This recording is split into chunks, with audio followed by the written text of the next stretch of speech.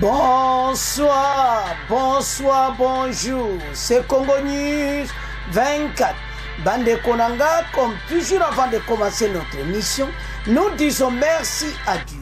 Nous disons merci à nos chers abonnés et téléspectateurs qui nous suivent partout dans le monde et en RDC. Bande Konanga, soyez les bienvenus. À la une, chers téléspectateurs, on va commencer cette émission Bandeko. Oye Yindi réunion Bandeko sur départ à MONUSCO. Bakutanaki ndebo mona premier ministre et puis basolo la ki a part wana MONUSCO ba meko expliquer était bango baza ko appuyer accord à Luanda ndenge nini M23 ba okena cantonnement ndeni bango ba ko supporter ba logistique. Après wana tokoloba sur Espagne bandeko na éviter ce que ça va aventure banoba Kakame basala ka action ti. L'Espagne demande à Kakame de cesser l'aide au RDF mais boloba kaka l'air nyonso mo colonie ni pena bokoya boyebisi Kagame ke banda lelo boloba na micro bo pe ces sanctions.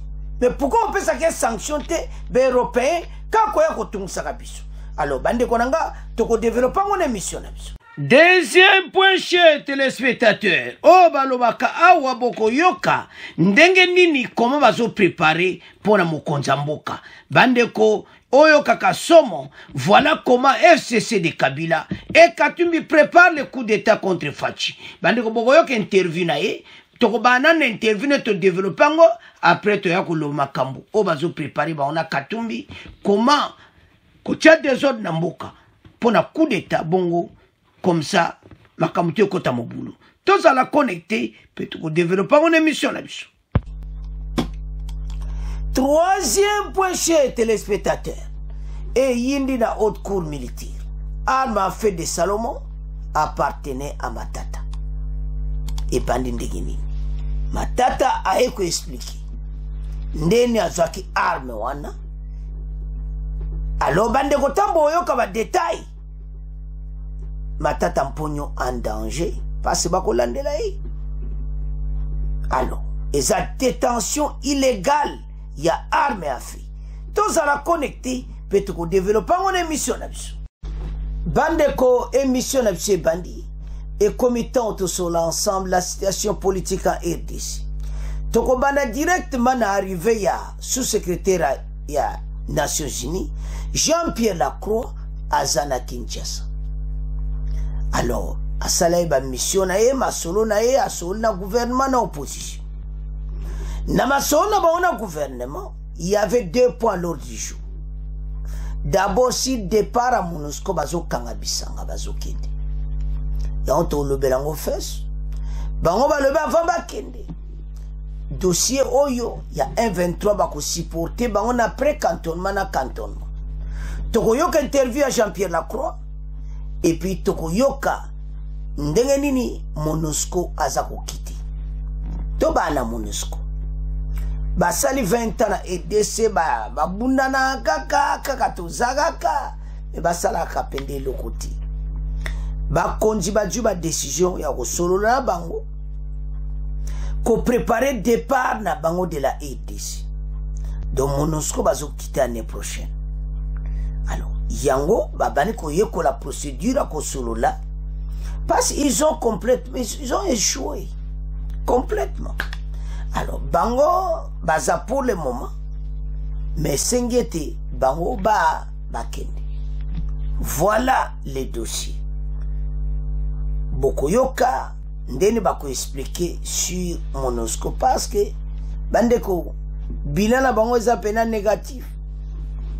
Ba groupe armé s'est créé na mwa wa sali 20 ans na RDC pays na saison sima mawatu. Alors to bana na MONUSCO après to ya na interview à Jean-Pierre Lacroix sur M23 après to ya na Espagne.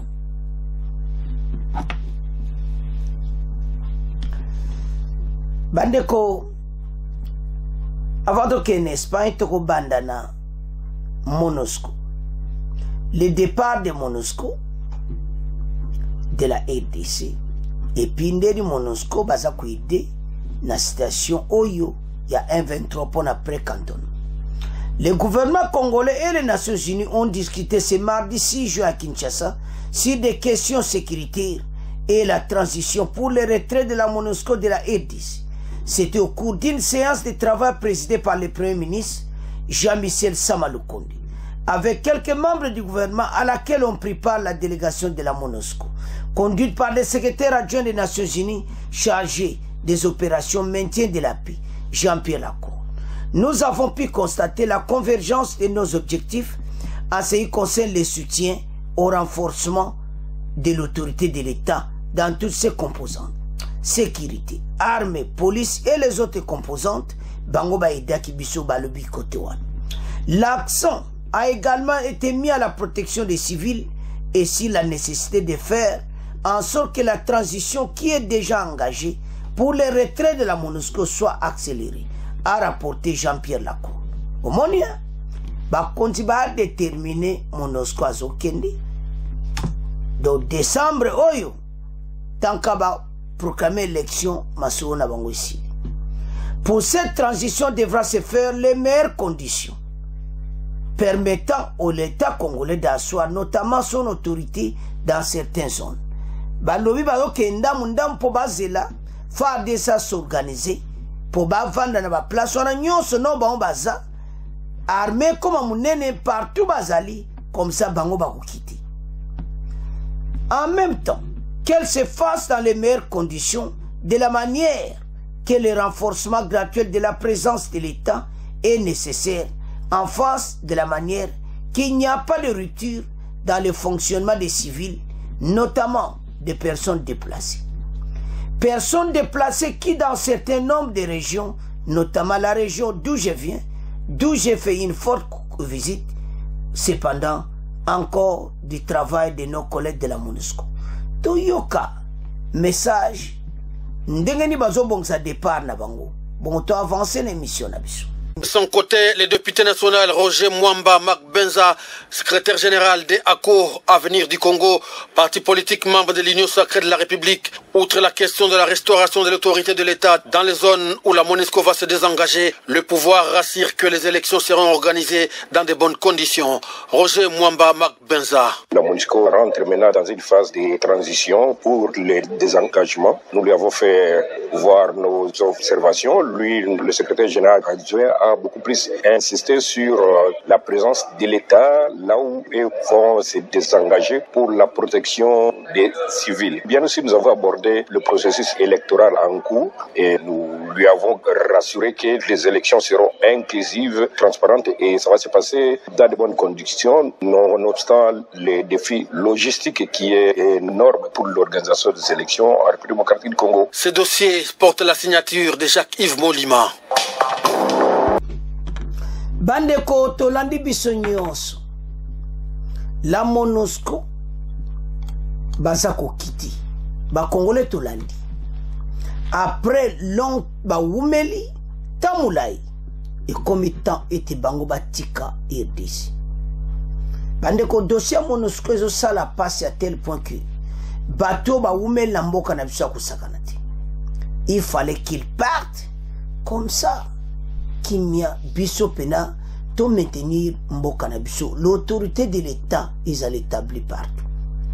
Alors, MONUSCO sengi alobi s'occupe de ce comme une position on a passé pour le moment bazana transition. Donc transition toye ba été na décembre ba on bazoken. En tout cas to féliciter le gouvernement côté on a parce que ba sali pende effort bandeko.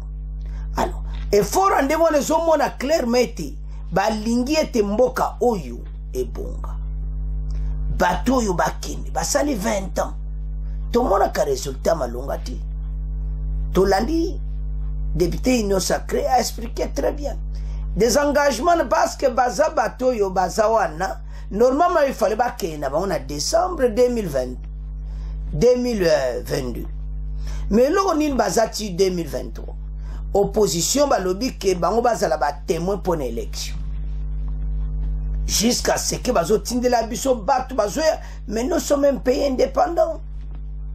Alors dossier MONUSCO lelo so commis tina 2023 ezakaka pour parce que opposition ba insista qui bazala tilera l'élection. Martin Fayulu l'avait dit ouvertement. Mais boyebe te toza pays indépendant. MONUSCO mibeko kwemena bazokende. Liboso za oloba boy to landi ba expliquer très bien et te bazana transition pour le moment. Bazokende ndambo ba otika ba ville mosusu. Mais ba sengi autorité de l'état bandeko mboke za munene bisozo kansa tozana armée ya munene tozana armée ya munene ti ya ntino moni basala ki ba recrute wana nyoso recrutement parce que partout farde sa zali abattre la mboka bakotinda bango na ba camp militaire partout bakozala bakotonga ba camp militaire partout ba soda oyo bakozala pona ko protéger mboka tonga ba résidence tous ces soldats ba camp militaire et kozala partout na RDC na ba frontière nyonso Jean-Pierre Lacroix lobi bango ba MONUSCO so longwa place ba kolongwa farde sa yakoti donc et comme confirmé bazokende maintenant tout le kana M23 Jean-Pierre Lacroix bokoyokai il a dit que bango baza kwa système avant même départ na bango bazo sil sa programme oya PDDRC pré-cantonnement ya M23 baza la wana na armée angolaise na ba o baza basadek bato tout bakozala pona pré-cantonnement na bango oyo kosala na Rumangabo mais pré-cantonnement ngo tozolo baga chaque jour na bémission to yebiti parce que ngala ondima te bato yo bakondima mais totala mais mibeko se koya kina Luanda ete za bongo boko yo ka Jean-Pierre Lacroix ete bango bako assister M23 na logistique comme bango na Rumangabo na makambo ebelo bako sala ya pré-cantonnement na bango après bako kene Maniema kaka bango MONUSCO mutu bako sala logistique nyonso transport na bango tout MONUSCO mutakosala. Alors toyoka Jean-Pierre Lacroix c'est pré-cantonnement bon auto avancer l'émission la biso total.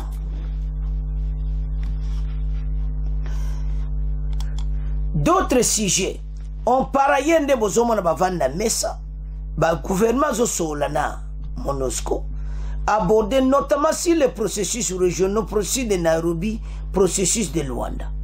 Il a été fait référence aux opérations de préparation de pré-cantonnement du M23 pour lesquelles nous allons continuer à nous appliquer très activement. Il était fait allusion au désarmement des groupes armés par les PDDRS et au soutien renforcé qu'il convient d'apporter à ce programme fondamental, notamment dans les zones où ce désarmement peut se faire rapidement. Désarmement na bangonde kozala MONUSCO lobi bako aider kuna Jean-Pierre Lacroix a notamment souligné la MONUSCO a pris l'engagement de renforcer les plaidoyers en faveur de la RDC auprès des agences humanitaires et des donateurs concernant la crise humanitaire pour que l'effort soutient aux actions humanitaires. Parce que bateau bakimaki ils ont 5 à peu pas soutenir bango.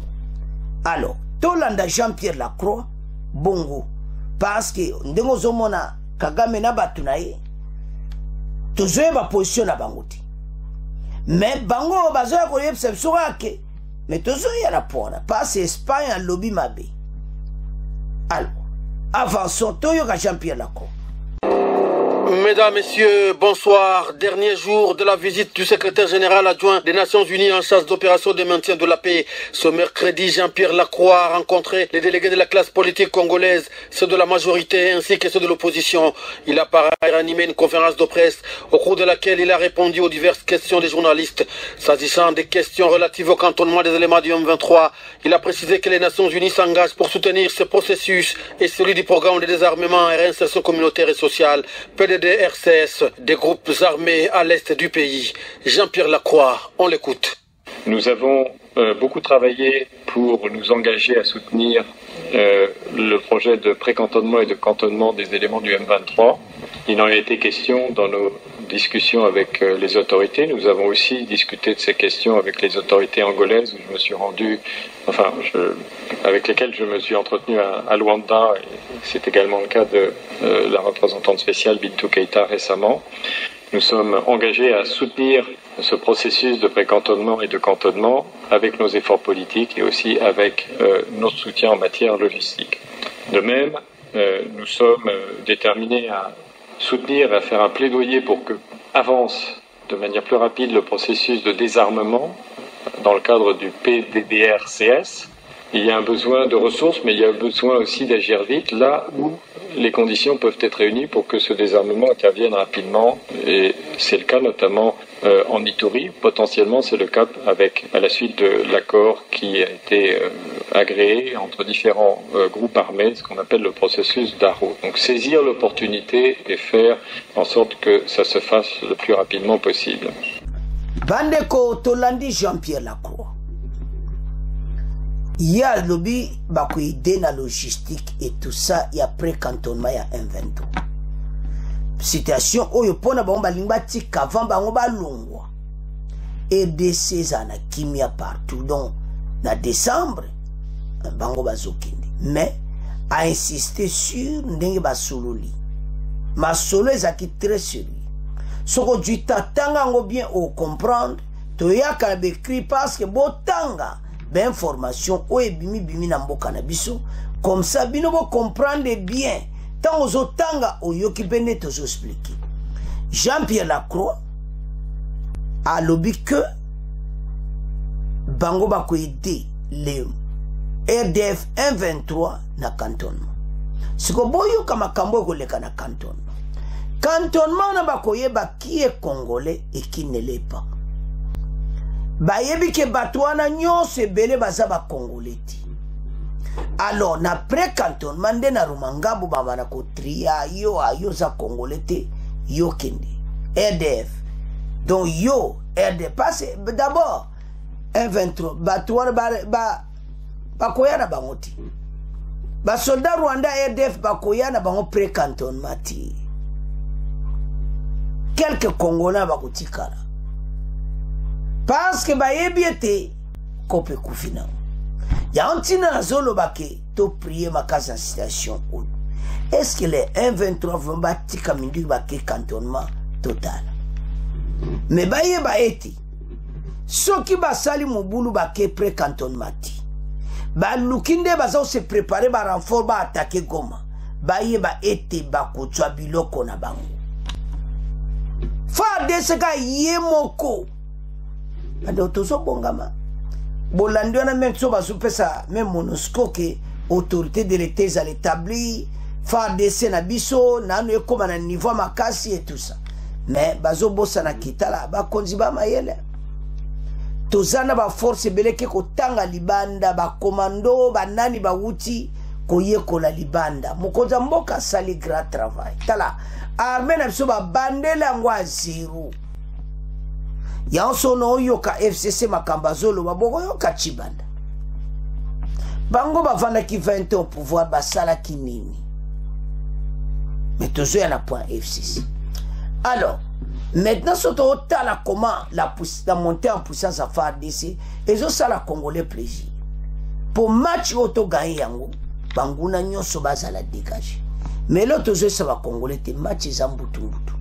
Mais nous allons gagner cette guerre. Ce qui est 23 a tenu ma tata qui est pré-cantonnement.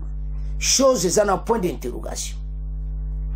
Mboko kubonga ya kusakana tiso bitumba 23 sili. Toko koma président rwandais na économie na akokoya mbalo. So kufuka mate akuzana problème parce que ba viva cannabiso. Il ne peut pas vivre sans la RDC. Makambo za minene. Alors bandeko voilà le dossier. Tolandi biso sur Jean-Pierre Lacroix, sous-secrétaire des Nations Unies. Donc après Guterres Esaïe. Alors, la décision où ils ont joué les Nations Unies, il y a un mot na bango. Alors, Jean-Pierre Lacroix l'obéti, autorité de l'État qu'on a établi. Bango baza ko quitter graduellement. bazo kene malé nde to yoka ki na première partie nde ba expliquer départ na bango donc bango bazo kende mais bazli ko assist nde bazo sala problème après cantonnement balingi ete mboka na biso etikala pena na kimia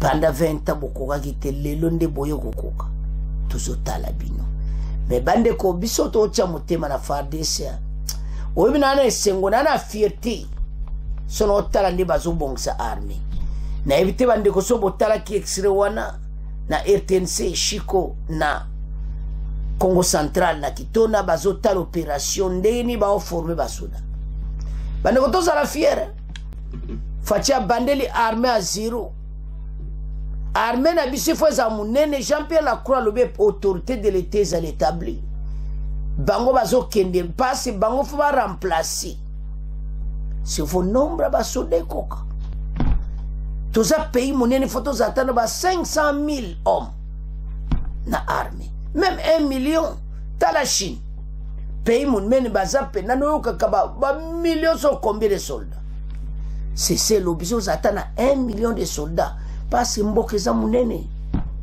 partout na ba frontière to bon sa mboka ou alors Jean-Pierre Lacroix lobete autorité de l'État à l'établi alors bande ko tolandi MONUSCO tolandi retrait na bango tolandi message à Jean-Pierre Lacroix était baza ko se préparer baza en transition bazo kende et puis toyiki ba message oyo balobi sur kokene na bango et puis après cantonnement 1-23 oyo ko salama na Rumangabo pré-cantonnement wana nde tokoyeba banani ba congolais te ya tolo ba ke se pré-cantonnement ko salama point de soke ko salama ba Rwandais mose yasas bozo kateme na kwa mtu kuna bakangi na 11 soldats ngwa FARDC so talibango mawatu bino bochichi ya réponse donc ozomona ke influence rwandaise a EDC kotaki makasi alors bateau yo ba kompe na problème match à est aussi là au mona ke bateau yo oyo ba sali ba umisi na mboka na biso ba sapende lokuti alors bande ko ngai tokomotika premier point tokomoke na deuxième point bande ko tokobila point na biso ya Espagne pe ba ye ba lobi bango bazo sa Kagame atika ba arme donc atika 1-23 ko appuyer 1-23 tozomo loko les aba théâtre donc tozo comprendre te est-ce que pourquoi ba kope sa Rwanda sanction koya ko lobamba namba totanga yango bon to avance bandeko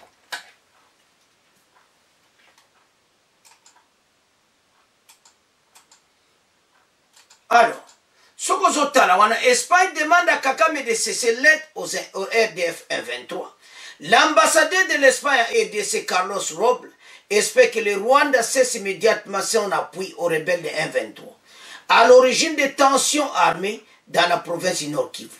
Il a déclaré ce mardi 6 juin à Kinshasa et à l'issue des échanges à l'évolution de la situation sécuritaire. Nous espérons que l'appui du Rwanda au 1-23 cesse immédiatement. Nous espérons qu'il y a eu évolution au respect des accords sur le futur de 1-23. Son cantonnement comme ça a été accordé. Nous faisons partie de l'Union européenne, de l'ONU et nous appuyons à travers les organisations les uns les autres, exactement la souveraineté et l'intégrité territoriale de la RDC. Les diplomates espagnols, la stabilité de la RDC sont des éléments essentiels. Pour nous, la stabilité et l'intégrité territoriale de la RDC est à respecter. Ambassadeur Ozalaki Wapi, Tama Kambouane Zakotoka.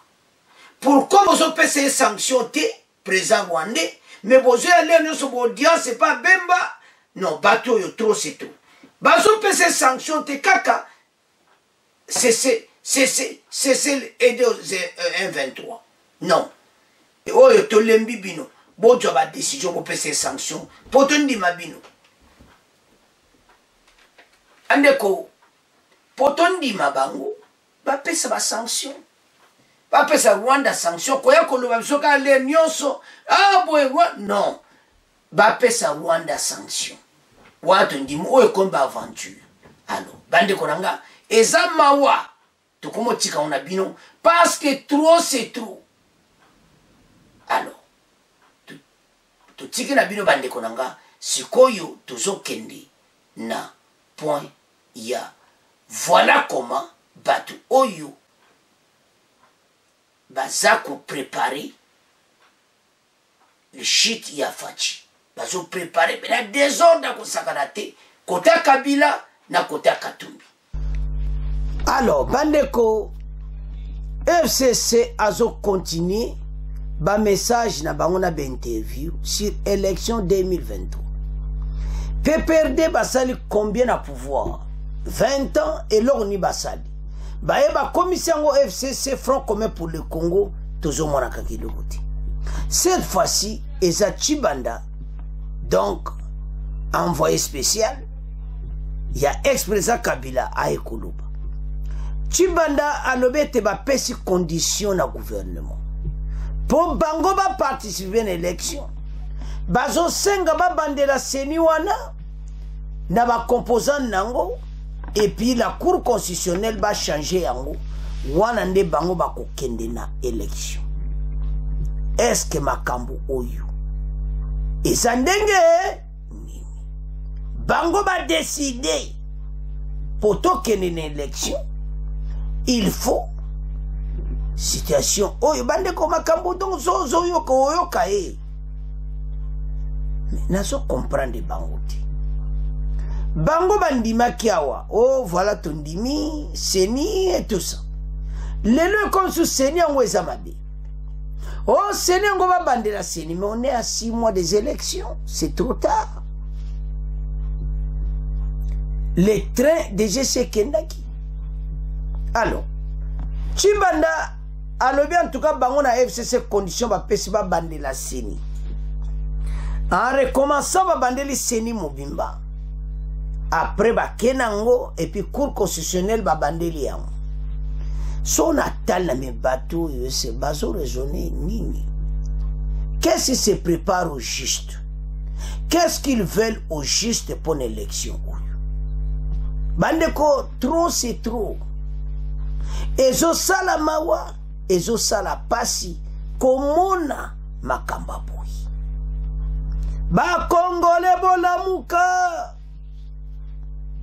tala makambo FCC bazoya nango bango bazaki na pouvoir PPRD basala kinini lelo bazoya na ba jemo ke bimisa désordre de tout ça ko bandila seni na moment oyo non bateau balingi élection te voilà semblant parce que bango bazaolo baketo boy glissement il faut élection ezala message zaika yango wana maintenant élection comme près ba moni pena que élection kozala et comme yo to salabo oh to baluka bandeko il dit ça devant Jean-Pierre Lacroix à ce Jean-Pierre Lacroix que boso yepsi oni bako sala bisoni toza pays indépendant tozo yebate tango ya zolo makambo wana mondela zotala bina arrivé à bateau yo opposition ngo mais l'opposition ne marche pas comme ça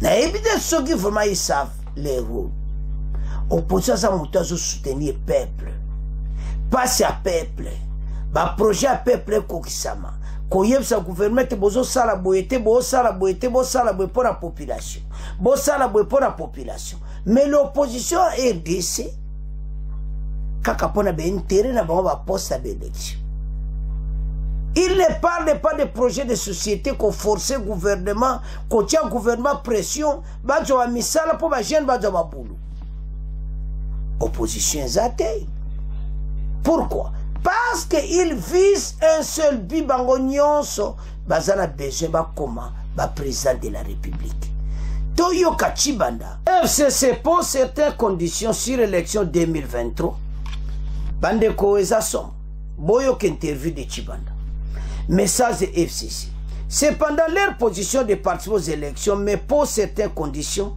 notamment d'avoir une CENI consensuelle comportant en son sein des députés dûment désignés par leurs composants. la composition de la Cour constitutionnelle qui démontre le caractère peu fiable du processus, susceptible à planifier la fraude électorale dans les pays. Selon Tshibanda, bazo préparer fraude électorale. Et puis il a dit ça devant Jean-Pierre Lacroix, au hasard mission à RDC il y a 4 jours. Alors Jean-Pierre Lacroix, tamola solina politicien na opposition. Ba solina bango nyonso, ba monete. Ma Tshibanda akoloba, toyo kanan Tshibanda, pense que balobe za fiable, et tout ça. Tola na Tshibanda, ndenga loba ke pas Jean-Pierre Lacroix, bon auto avancer mission na biso. Le secrétaire général adjoint des Nations Unies en charge des opérations de maintien de la paix s'est entretenu avec des délégués de la majorité au pouvoir, mais également avec ceux de l'opposition politique. Pour l'opposition politique, les processus électoraux en cours ne rassurent pas. Au dire de Raymond Tshibanda, cadre du Front commun pour le Congo, tout est biaisé. On ne peut pas avoir dans un processus une des parties à la compétition qui contrôle, de la CENI à la Cour constitutionnelle. Pour Raymond Tshibanda, il y a un degré inacceptable de corruption de ce processus. On l'écoute. Nous avons rappelé les conditions qui nous paraissent essentielles. Il faut qu'il y ait un minimum de sécurité qui soit rétabli dans l'Est. Il faut que la CENI soit restructurée pour refléter la diversité du champ politique congolais et se conformer à la loi. Il faut que la Cour constitutionnelle, mais aussi les cours d'appel, qui sont censées connaître de contentieux électoraux, puissent être structurées conformément aux lois pertinentes.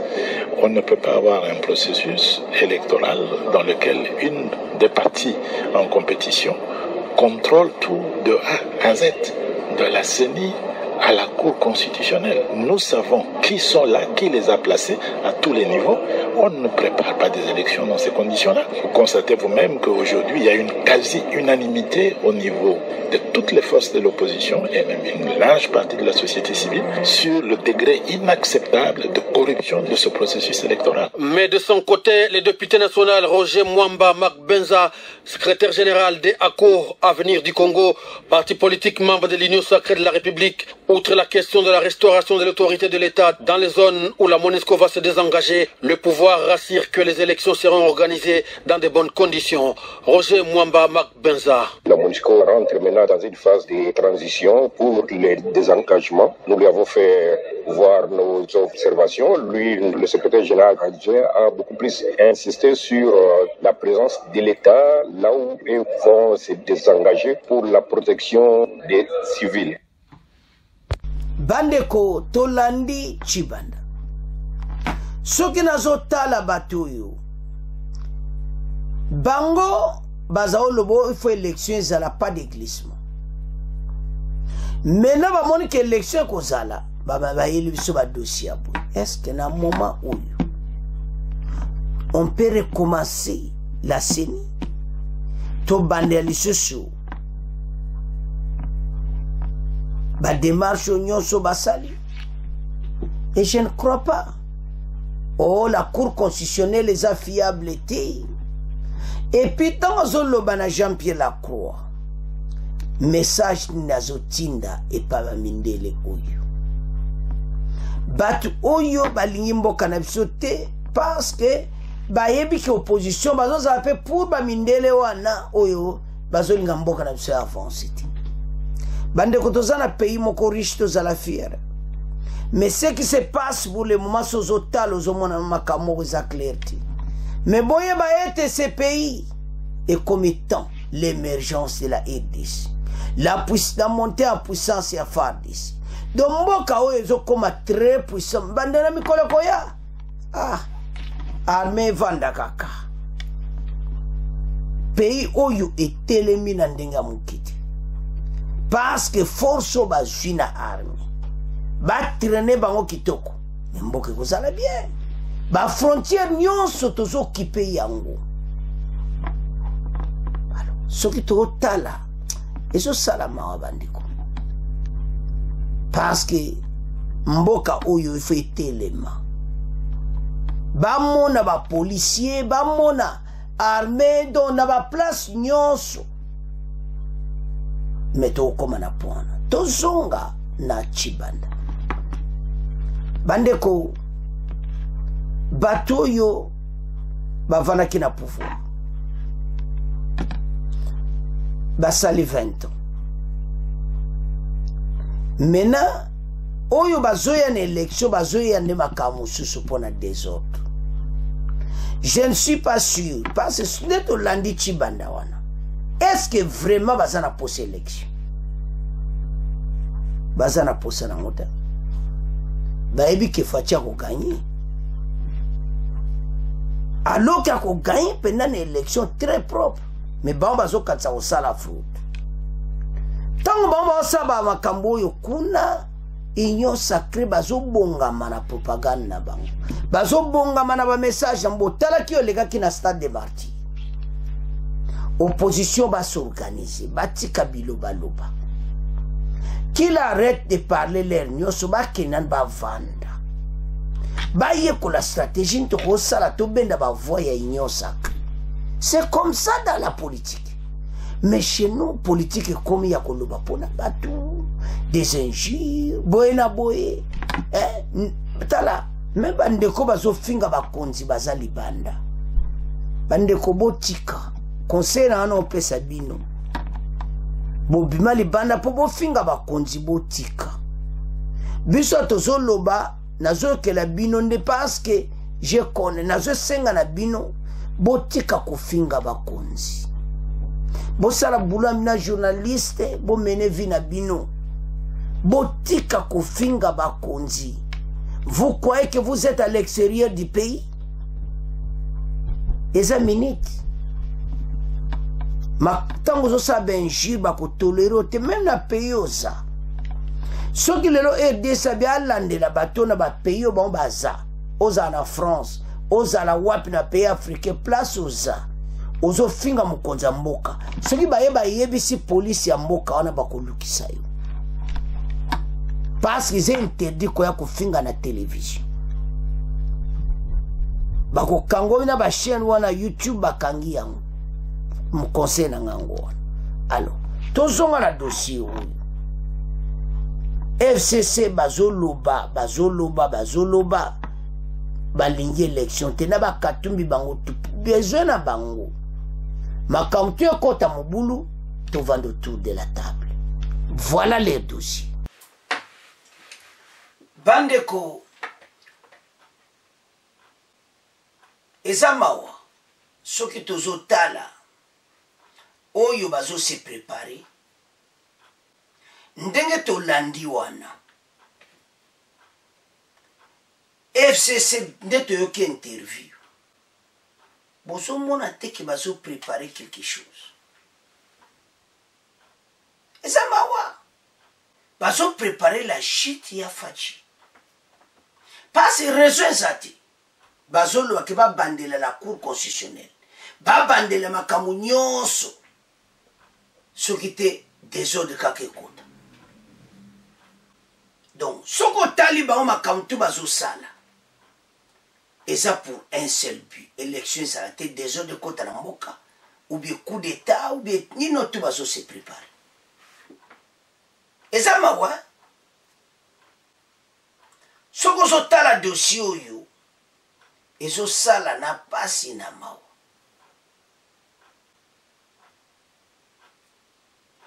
parce que makambo oyo bango bazo sala eza mawa trop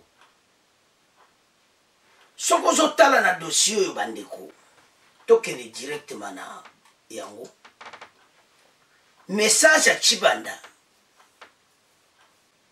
Donc ozomona bien que message na ye okomona clairement que non et ça peut na clarté bango balobi ke ba bandela nyonso et puis devant la croix ou aza secrétaire des Nations Unies balimba créer bena désordre. Voilà comment FCC de Kabila Katumbi prépare le coup contre Fachi. Chibanda bokanisa pe makambo bozo sala biso ba congolais nga na yeba te sono ta Chibanda nazo regretter sono ta la bloc abo bande ko za mawa eza soni pe mawa. Alors makambo tozo le kanda ya Katumbi oh Salomon tout ça il y a quelque chose qui se prépare mais bayeba ete ekoresir ti. Voilà comment FCC de Kabila et Katumbi préparent le coup d'état. Tolandi wana biso nyonso. Toyoki ndenge ya lobby. Mais au moins que quelque chose moko zo se prépare. L'heure est grave. Parce que osomona ke bazoni babandela makambo nyonso. Osomona te ça en sens te et ça va créer des ordres moboui. Na makambo bazo sala parce que bazo samundele directement Jean-Pierre Lacroix en face na yi. Ke babandela makambo to nyonso za fiable te. Bango ndele ba ki fait au pouvoir ba sacre za fiable. Non, tout le bel yango point oyo. Bandeko, et ça clarté. Makambo tu bandima que élection, le comio élection. Dozom bazo sarakaka désordre mo buka pour désordre kota ramboka, coup d'état soulèvement populaire banga basala. Mengana zo saba congolais bozala leze ko sala mati. Bako kokate tout est prévu. Mangungu nyonso tout ba question bazo ya nangwe ko simbati. Mokonza mboka, tala mwana mboka au sommet de l'État. Non. Baso se préparer bakou contre Fachi. Mais bango baso kama mitambo na bango. Voilà les dossiers. Alors, bande konangai, toyoki chibanda. Boso mande baso préparer le coup contre Mokonza mboka. Mais baye baye te ko simbati. Voilà ndenge dossier yango ezali. Alors, bande konangai, tokomo tika ngona bino. Chers téléspectateurs, tout comme na point na biso, oyo ya arme à feu de Matata Mponyo. Makambo za minene bandeko. Salomon na haute cour militaire. Asa ko samba na ba dossier belé. Moko ba dossier za arme à feu. Arme wana Salomon va coûter na arme à feu. Voilà nde bakomi. Matata lobi que arme à feu wana ezayi. Bandeko, il y a un problème maintenant. Ce que ezayi et comme ndeni bakene ko kanga Salomon na arme à feu wana. Bongo banda bakanga ki Salomon. Bandeko bato yo kotala. Bako koma na ba problème sérieux. Pona ki bloque on ba sali wana. Matata peut-être en danger na makambo. Il peut être poursuivi. Alors que arme wana esayi. Après combien de jours depuis que Salomon a été arrêté? Tilelo. Oye komona keza yonde lelo pourquoi banda mukolo bakanga ki wana? Pourquoi yako lobati? Matata Mponyo a un problème sérieux. Et puis ndenge pe arme ango pe azo loba keza yi, yé pas azo tenir ango, aza ko détenir ango illégalement. Arme en fait fozana mikanda nyonso oyo ba pesio. Na délai nango oyo sengele zana yi. Bolanda bandeko. Matata Mponyo dit qu'Afrika wazala ki premier ministre. Arme on ezaki bandale ya zalaki premier ministre. Combien d'années?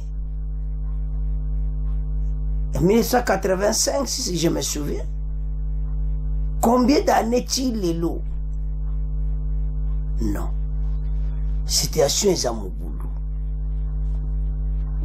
Alors, maintenant, kuna na haute cour militaire, Matata Mponyo alobiki information en ezamabe, arme en ezayete, ezaye Matata Mponyo, ya garde corps na tambola na yi, ba pesa kai officiellement na police tango azalaki premier ministre.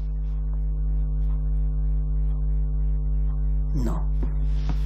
Ta bandeko, ba situation tozana mona mboka, mboka ezana insécurité. Soko longwe premier ministre, na yebite ba remise et reprise. Soki azoloba eza vérité, toke toba ananwana. Soki eza vérité, eza noka ko monter te po babimisa. Balongola Salomon likamba arme à feu. Ce que Esaïe Matata Mponyo. Tant qu'il y a le Premier ministre, de façon que ça peut armer, on a. Pourquoi garder qui a? Somona. Et ça se tenir illégalement. Deuxièmement, le scénario est à peine clair. Et l'on est comme pas Salomon va kangena arme à feu, mais ça y a Matata Mponyo. Et puis Matata Mponyo le dit ouvertement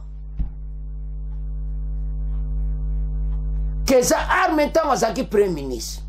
Première question va kotuna. Bon banda ba kanga ki Salomon garde corps na zo bateke arme na ye bungi. Ce qui pas y bien avaligné. Pourquoi tant bayaki on ba kanga ki bayaki olobati? Pour y pas détenir en illégalement. Mais n'a pas commis devant un fait accompli. Matata Mponyo peut être en danger. Parce qu'ils détenir illégalement. Alors, Totanga, bon, to avance. Et il y a une haute cour militaire, arme à feu de Salomon, appartenait à Matata. Augustin Matata Mponyo en danger après avoir révélé ce mercredi que l'arme à feu ramassée par la police lors de la manifestation de l'opposition appartenait à son garde du corps et non à Salomon Kalonda de la Idi, conseiller spécial de Moïse Katumbi. Pour rappel, selon le lieutenant-colonel Kangoli Ngoli Patrick, conseiller juridique de l'état-major des renseignements militaires, les bras droits de l'ancien gouverneur étaient porteurs d'une arme à feu lors de la fameuse manifestation. D'après les services de renseignement militaire, cet effet militaire était tombé en plein échauffourée avec les éléments de la police qu'il avait rapidement ramassés et saisis. Les pistolets Jéricho attribués faussement à M. Salomon. Mais quoi n'a pas été? Alors, collaborateur de Moïse Katumbi appartenait plutôt à mon garde de corps. Les pistolets, wana Matata Mponyo mutazoloba. Que les pistolets attribués faussement à Salomon Kalonda, collaborateur de Moïse Katumbi, appartenait plutôt à mon garde de corps qu'il avait reçu en bonne et due forme de la police depuis que j'étais Premier ministre. Le garde de corps Matata Mponyo zanayi. Kaka yewana zalaga ne bando zaka Premier ministre. Point d'interrogation. Cette arme a été perdue le 25 mai, le jour du sit-in, affirme Matata Mponyo. Banda le 25, le mercredi oyo. Banda koso mona teke. Il y a quelque chose qui a bien te place wana. Parce que banda date wana. Ye Matata Mponyo akoyeba ti mercredi oyo oya koyeba ke non bandeko tala makambo za minene ye ekoloba ngo lelo bozo mante za flou soki arme bungi bango banda kalefa ne ba plaider pona arme wana de comme scénario moko mibale wana ba aventure zo leka wana mena ebite so bakolonga alobi na sit in mwana epai wapi ba masolo wana to ezalaki yango nde arme koi alors lokola ye azalaka Premier ministre arme wana eza ye ler wana azalaka Premier ministre mais ozotala dossier otali olobi non, il y a quelque chose de clair. Donc Ovalobaka l'heure est grave. Donc il a un problème maintenant. Alors Salomon Kalonda a été arrêté le 30 mai dernier au tarmac de l'aéroport d'Ndjili. Il s'apprêtait à regagner le Lubumbashi avec Moïse Katumbi et toute l'équipe d'Ensemble pour la République après un séjour d'un mois à Kinshasa, où des manifestations de l'opposition ont été organisées Plusieurs voix au sein de l'opposition dénoncent cette arrestation, qualifiée de politique à l'approche des élections prévues le 20 décembre 2023. Il est toujours détenu dans les locaux de ex-DEMIAP. Alors, ce qui va se passer, Matata Mponyo, ndengo expliquer wana eza mwa flou. Tomeka ko analyser. Bande ko Matata Mponyo depuis bakanga ki Salomon le 30. Mais aujourd'hui le 7 mercredi Matata Mponyo azoya kolobaki arme wana eza ya garde corps na yi. Eza arme na yi apesa garde corps bandale azaki premier ministre. Deza arme na yi Matata Mponyo. Banda le 30 lelo bagoye bateki babungisi arme Matata Mponyo bato basaba amikite. Oh, bozo monter quelque chose. Mais yeba ke kozong la pe Matata Mponyo mabe parce que tango longue premier ministre il faut ozong sa arme wana police. Et puis ose sous premier ministre était bakoko surveiller soutendenge zala qui tout ça va changer. Mais talamboka na biso alongwa le premier ministre plusieurs années 1985 tilelo sur 84 je me souviens tilelo Matata Mponyo azakutu ko détenir arme wana comme il a dévoilé que Zay tamba ya okange comme sonné parce que c'est illégal ça va papier na ngoti on peut arrêter Matata Mponyo. Bande ko makambo examiner to débattre ngo parce que gouvernement faut pas changer la façon parce que musa longo il faut bojo biloko netu to pesaneti ilunga za premier ministre ya FCC cash alongwe ilunga détenir bagade ko ba détenir minduki ba pesa ki pour battre là non, il faut tout remettre à l'état. Donc, au moment de la situation, on a dans ce talo le binomboka, tout ça va. Makambu bela ko bons. Mais est-ce que de l'autre côté, ce qu'on a face, moussou, est-ce que bazon monter scénario moko boete? Pour bimakeza ya Matata Mponyo? Voilà, makambu zaminen. Alors, Matata, alobi keza yi, c'est mercredi. Bandeko, bota la dossier. Tokomotika ngo na bino bo analyser yango botala soki Matata Mponyo vraiment eza arme na ye eza do eza pena clarté. Alors bandeko na ngai tokomi na fin mission na biso tokomotika ngo na bino bo continuer ko s'abonner massivement bo partager. Au revoir, à la prochaine.